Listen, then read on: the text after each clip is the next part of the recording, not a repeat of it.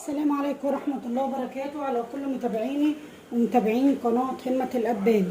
هنبدأ يومنا النهاردة بالصلاة على الرسول. اللهم صل وسلم وبارك عليك يا حبيبي يا رسول الله. النهاردة هنعمل مع بعض الصدوق الاسكندراني. جبت صينية وحطيتها على البوتاجاز وحطيت فيها شوية من الزيت، وتنزلي بالصدوق كده يتشوح معاكي. بعد الصدوق كده متشوح انزلي عليه بصل جوليان يتشوح مع بعضه كده.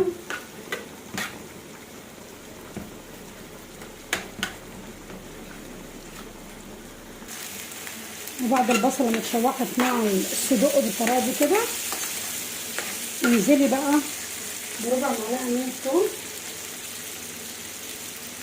بعد كده ربع معلقه من هريسه الشطه. ننزل بالفلفل الالوان اللي متواجد عندك من الفلفل حطيه.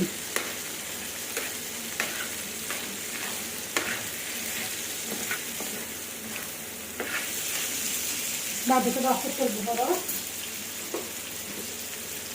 احط نص معلقه من البابريكا، نص معلقه من الفلفل الاسمر، احط نص معلقه من الكمون.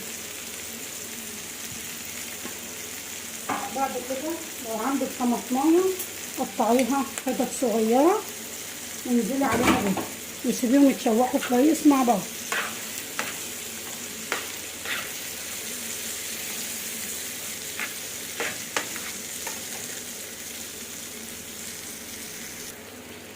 كده بعد ما الصدوق اهو استوى، بصوا الجمال ولا الريحه بقى.